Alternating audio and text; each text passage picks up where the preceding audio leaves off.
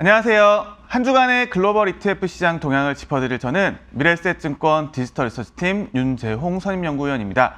자, 그럼 시장 동향부터 빠르게 시작해 보도록 하겠습니다. 크게 4가지 꼭지로 잡아봤고요. 첫 번째는 미국, 일본, 인도, 한국 등 주요국 신고가가 지속 그리고 근접해 있다라는 내용입니다. 최근 1년의 이제 주요국 주가 동향이라고 볼 수가 있겠는데요.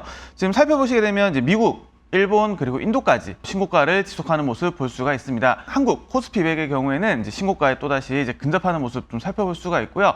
여전히 좀 불안감은 좀 있는 것 같아요. 워낙 시장 계속 강하다 보니까 그 불안감을 타고서 계속해서 시장은 신고가를 기록을 하고 있다라는 부분 짚어볼 수가 있겠습니다. 연초 이후 주요국 반도체가 상승을 지속을 하고 있고 특히나 이제 그 중에서도 미국, 일본이 강세를 보이고 있다라는 부분이고요.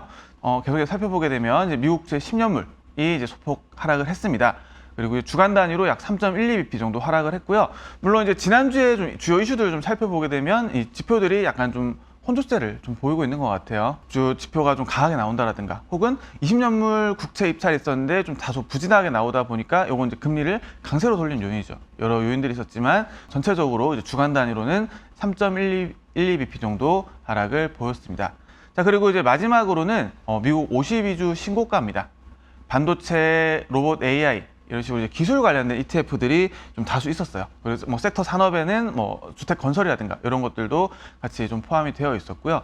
그 국가별로는 아까 말씀드렸던 미국, 일본, 인도 이런 국가 외에도 유럽의 어떤 주요 국가들이 신고가를 여전히 또 기록을 했습니다. 대표적으로는 이제 뭐 이탈리아라든가 프랑스 이런 국가들이 있었고요. 마지막으로는 이제 농산물 역시도 52주 신고가를 찍었는데 농산물 어떤 것들이 좀 많이 올랐나를 좀 살펴보게 되면 코코아가 좀 가장 최근에 강세를 보였습니다. 특히나 이제 공급 부족 이슈가 맞물리면서 코코아가 굉장히 강세를 보였다라는 점 기억해 주시면 좋을 것 같습니다. 네, 여기서부터는 이제 특징 ETF를 살펴보도록 하겠습니다. 크게 4가지 주제를 잡았어요. 반도체, 중국, 사이버 보안, 유럽 살펴볼 예정이고요.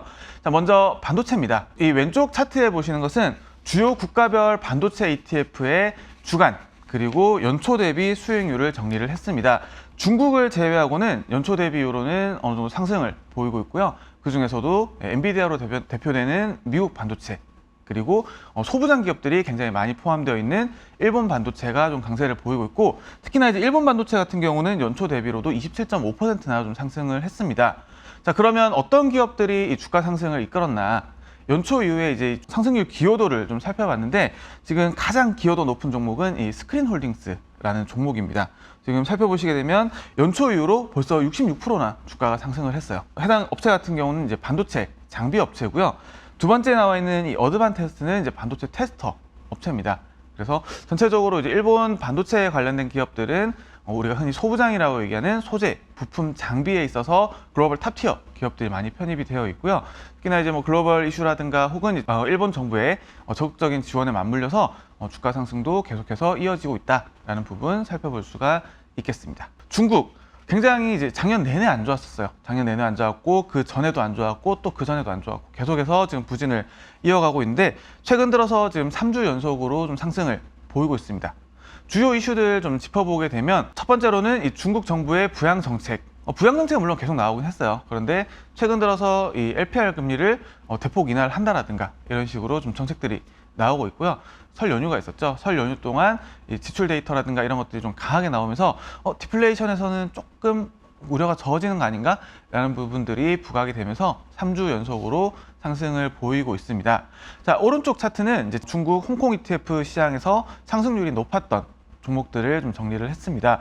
좀 먼저 살펴보시게 되면 이 상승률 상위에 고배당 관련된 ETF들이 굉장히 많은 것을 좀 살펴볼 수가 있어요. 역시나 이제 중국 정부 역시도 주요 이제 국영 기업들을 우선적으로 대상으로 해서 어떤 이제 기업의 어떤 가치 제고라든가 이런 것들을 계속해서 주문을 하고 있고요.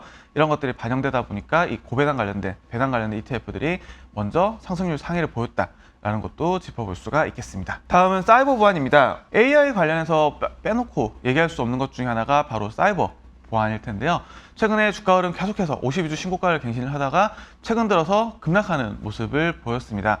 대표적인 편입 종목인 이 팔로알토 네트워크스가 전망치를 하회하는 가이던스를 내놓으면서 주가가 급락을 보였고요. 어떤 경쟁 격화라든가 이런 부분들이 좀 더 부각이 되는 모습입니다. 다만 자금은 최근 들어서 조금씩 계속해서 유입이 되고 있는 모습이고요. 개별 기업 이슈가 있긴 하지만 이런 부분들 어떤 전체적인 산업의 파이가 커진 부분들을 좀 감안을 해서 좀 살펴봐야 되지 않을까라는 부분도 말씀드릴 수가 있겠습니다. 유럽 시장 계속해서 좀 52주 신고가를 기록을 하면서 자금도 유입되는 모습을 좀 볼 수가 있겠는데요. 약간 어떤 것들이 이런 상승을 이끌었나라는 것들을 살펴보면 일부 소수 기업들이 좀 굉장히 상승을 좀 이끌고 있습니다. 대표적으로는 반도체 내에서 ASML이라든가 혹은 LVMH라든가 에르메스와 같은 이 명품 기업들, 혹은 이제 SAP와 같은 정보기술 관련 섹터 기업들 역시도 좀 상승을 좀 주도를 하고 있는데, 유럽의 어떤 경제 자체가 굉장히 부정적이고 굉장히 좋지 않죠. 좋지 않음에도 불구하고 이런 실적을 내고 있는 일부 기업들이 증시를 이끌어 나가고 있다라는 부분 짚어볼 수가 있겠습니다. 주간 요약으로 넘어가 보면 엔비디아 이번 실적 발표를 하면서 급등을 했죠. 이렇게 몸집 큰 기업이 급등을 할 수 있구나 라는 부분에 대해서 저도 역시나 느끼는 바가 굉장히 많았었고요. 어떤 증시는 이 불안을 타고 오른다라는 격언이 어떻게 보면 지난주에는 굉장히 좀 맞아들지 않았나라는 부분. 그래서 전체 어떤 지수의 이익을 이끌어나가는 핵심 기업들 동향은 꾸준하게 계속 트래킹해서 말씀드리도록 하겠습니다. 한 주간의 이제 글로벌 ETF 시장 동향 마무리를 하겠고요.